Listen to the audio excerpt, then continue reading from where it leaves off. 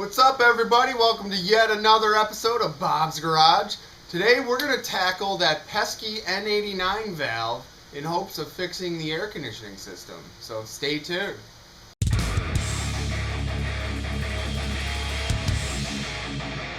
What's happening, everybody? Welcome to another episode of Bob's Garage. Today we're going to be working on the G89 sensor. And we had, up until this point, we had done some prep work to work on the sensor when we installed our Stage 2 EPL tune. So what I had already done to install the new ECU was remove the windshield cowl, the cover plate that goes above the battery, and the ECU and the passenger air filter, and what else? So that's already been done or removed. If you want to see how to remove all that, watch the previous episode.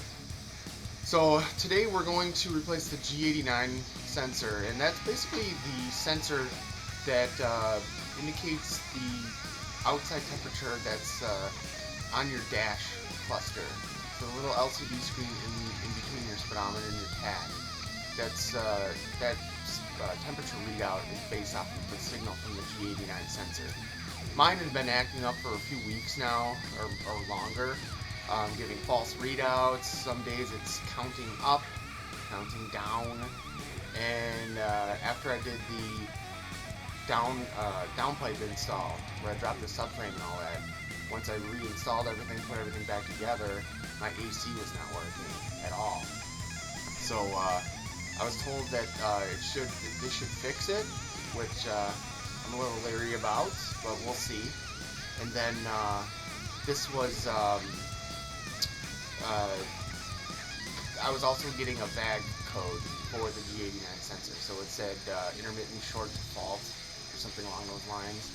So yeah, it needs to be replaced regardless. So let's do this and yeah, make it happen. Alright, so here's the location of the N89 sensor. So this is on the passenger side, and typically over top of this you'd have your windshield cowl, and then in this hole here, well, underneath the windshield cowl there's a drip tray, and then the air filter for the passenger, or for the cabin. Now the N89 sensor is this black tip that's sticking out through here. So, it's going to be a little, it shouldn't be too complicated to get to. It should take about 30 to 60 minutes to do this job. It's just, you just got to be careful so you don't like lose the wiring harness that plugs into it. And, so it looks like a motorized vent baffle or something here. It's kind of cool. And, it should be pretty straightforward. What we're going to do is we're going to remove these three nuts, pull this entire black tray off, and then we're going to try to fish the wiring harness out, and then we can disconnect the sensor and plug in the new one. So let's do this.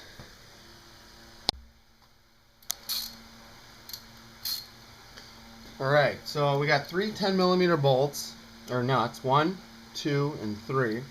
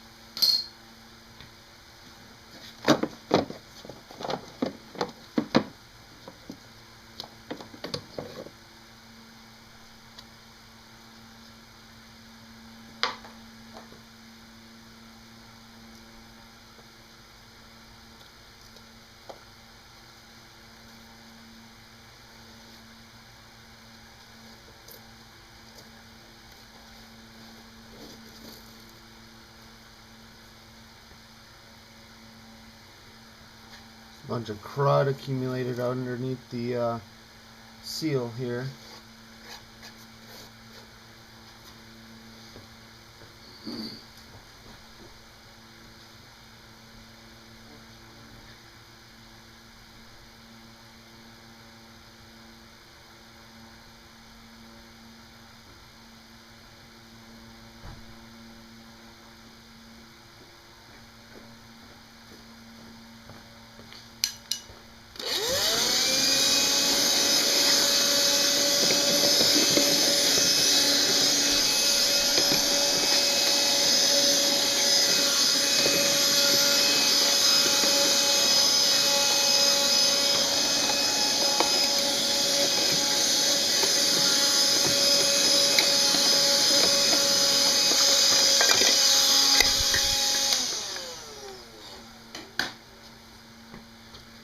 And here's the seal. It just has like a little bit of a groove in it.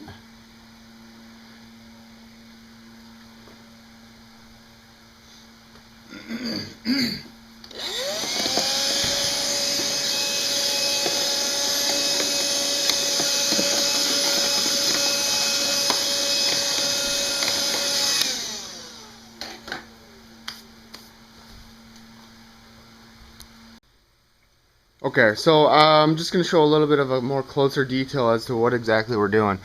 So now that you remove the trim, you can kind of see in behind this this wall here.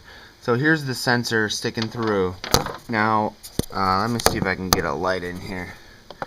It might be hard to see, but up in this corner right here is a zip tie. So the wire, you can kind of see the wire back in there. The wire comes from the front there, held through or held on by the zip tie, then comes around the back of the box here, and then connects in and plugs in. So it's not going to show up on camera really, but the wire, I can see it with my eye. Oh, there you go. There's the wire. So we're just going to capture that wire. We're going to just stick a little piece of wire down around there, grab it, and then we're just going to take some pliers, and you can see the two little wings.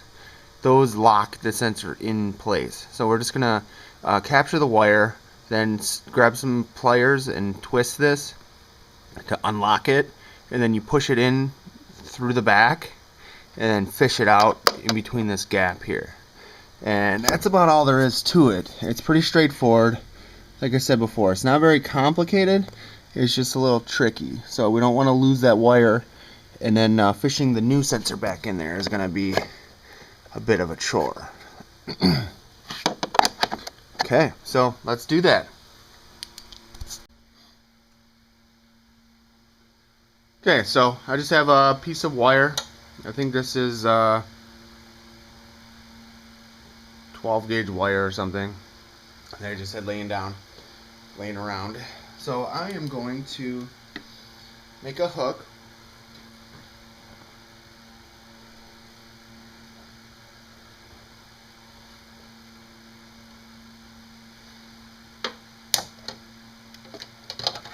Fish this down in there, grab the wire, which I already got. Be gentle here. Okay. Alright. So now we got the wire captured.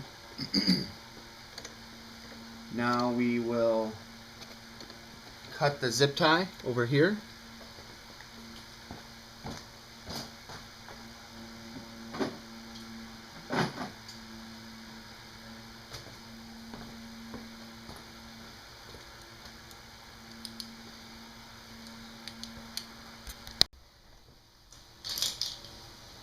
Alright, here's a better angle for you. So here's the zip tie back in the corner here. So you can see my orange wire. That's, oh, look at that. The zip tie is already broke. Alright. Okay, now here's our sensor. You can see the back of it sticking through there. Just going to take some pliers.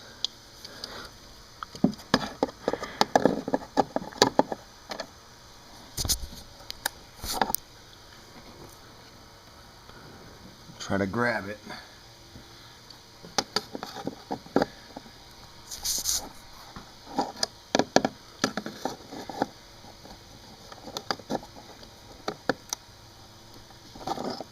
Okay, and then it already released. You can see how it's pushing back in there. Okay, so I'm going to try to fish this sensor out.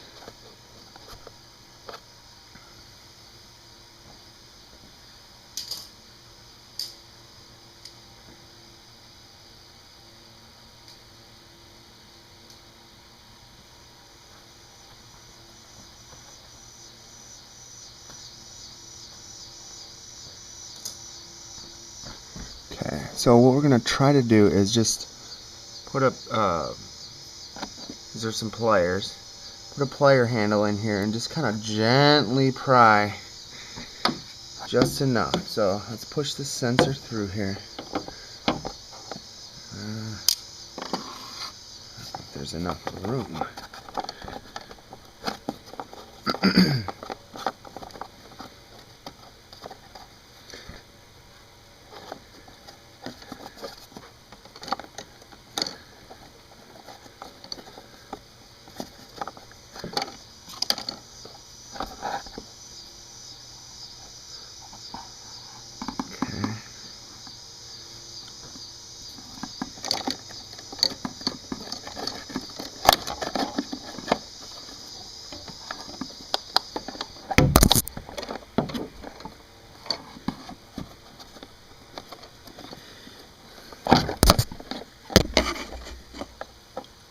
So we got the sensor pushed out. Now it's just a matter of trying to fish this out of this little tiny crack.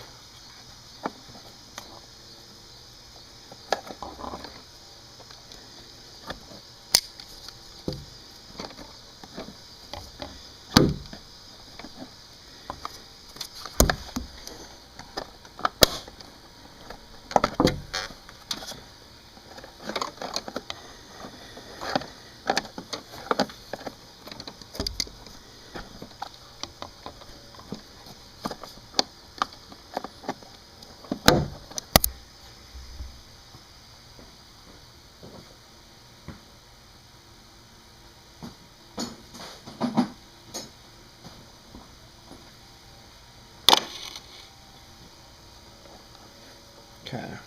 Let's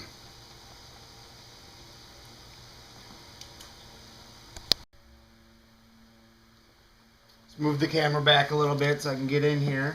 It's kind of in the way. And let's see here. Put these pliers on either side of the sensor here.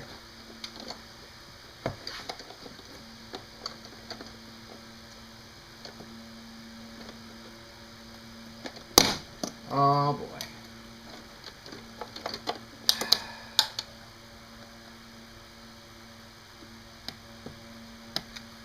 Well, damn.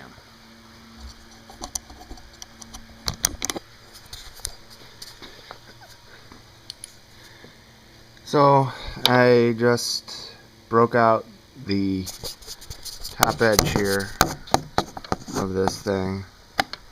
So there's a crack that goes all the way over to here. Didn't want to do that, but you know what? That's not too bad. That's not too bad. I'll be able to pop the new one in easier now, and then I can always take some epoxy or something and run it across that crack. So no big deal. It's not going to leak any air or anything like that. But not bad. Okay.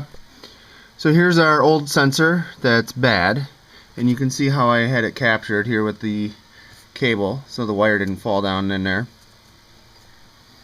And so we're going to pop this bad boy out and connect up the new one and see what happens.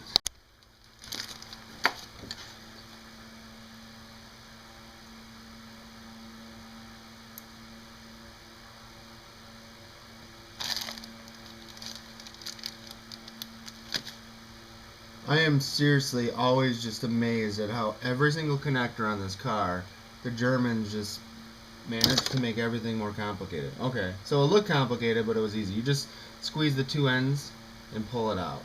And there you go. Alright.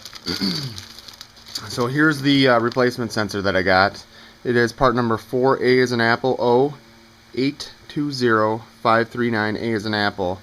And you can see it's a different color as well. And this is goes along the lines of everything else that I had heard online.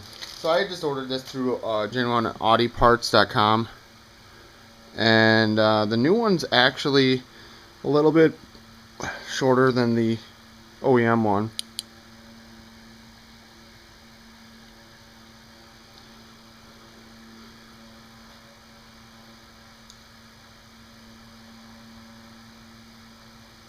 So, and on the black OEM one that I just pulled out, there is a part number.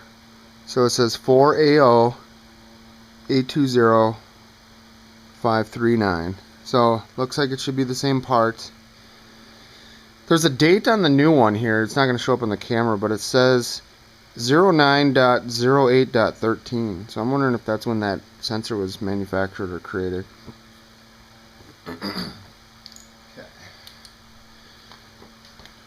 Alright, so we're going to plug in the new guy. It's keyed or slotted, so it can only go in one way. We've got a positive reinforcement in terms of a click. And, okay, how do we want to do this? I think what we're going to do is take another wire here. And we're going to reinstall it, we're going to have the little keys, or the little wings, up and down, so like this rather than sideways. So we're going to put it in like this and then grab our pliers and twist it so that when it's locked, it's sideways.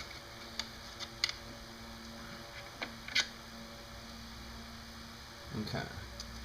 So we're going to use this just so that we can hopefully reinstall this back in there, push it in. Okay. So I just wrapped another wire around this white thing here. I don't know, because I popped that free, I might be able to just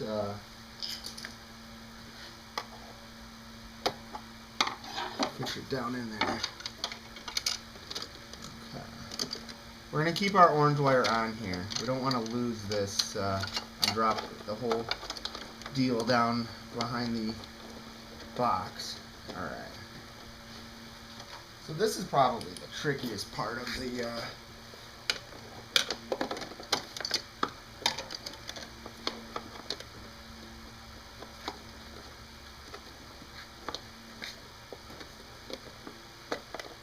I bet you a nickel that they made it shorter so you can get it in and out easier.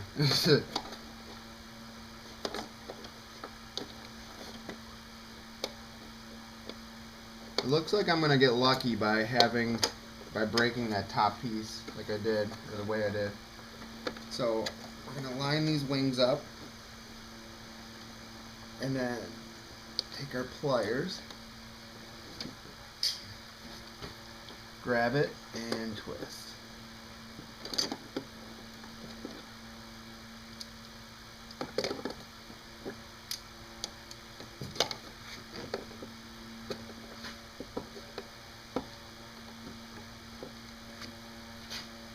Okay.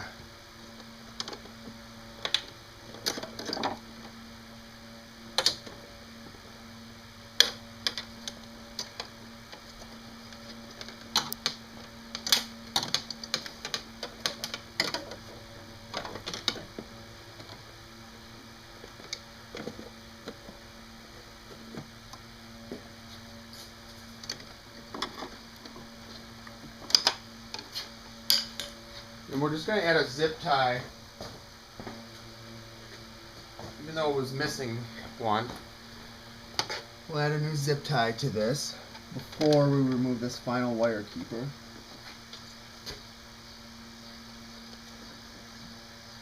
If I can get in here.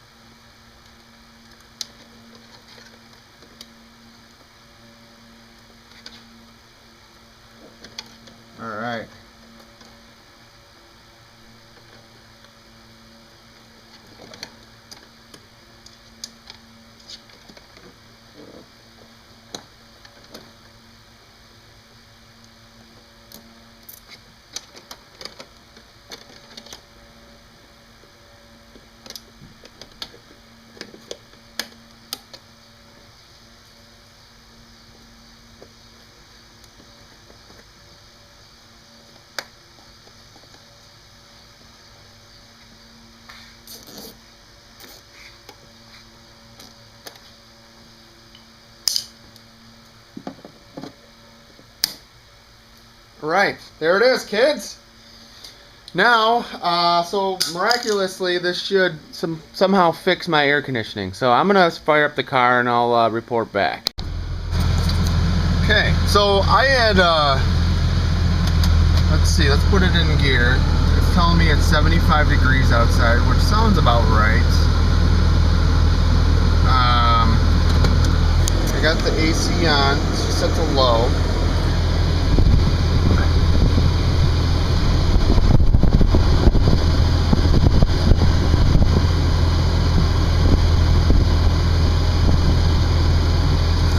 I think it's working again now.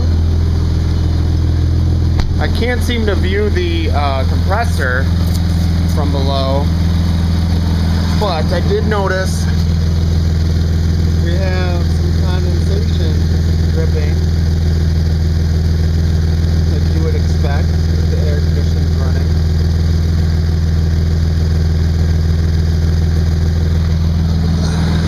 Okay.